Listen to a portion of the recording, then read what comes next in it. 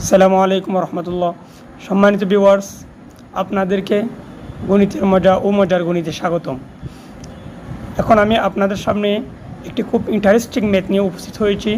ম্যাথটি 37তম বিসিএসেও এসেছে। ম্যাথটি হচ্ছে 5 জন তাঁত শ্রমিক 5 দিনে 5টি কাপড় বুনতে পারে। একই ধরনের 60টি কাপড় বুনতে 60 জন শ্রমিকের কতদিন লাগবে? ম্যাথটি দেখতে খুব জটিল মনে হচ্ছে, তাই না? মোটেও ওটা জটিল না। উত্তর হবে 5। কেননা 5 জন ব্যক্তির যদি 5 দিন লাগে 5টি পোশাক তৈরি করতে, তাহলে একজন ব্যক্তির 5 দিন করে লাগতেছে একটা কাপড় বুনতে। তাহলে 60 জন ব্যক্তির 60টি কাপড় বুনতেও 5 দিন লাগবে। টাইম তো একই। ব্যক্তি যেমন বাড়ানো হয়েছে তেমন কাজের সংখ্যাও বাড়ানো হয়েছে। এখানে একজন ব্যক্তির পিছনে একটি করে কাজ। সুতরাং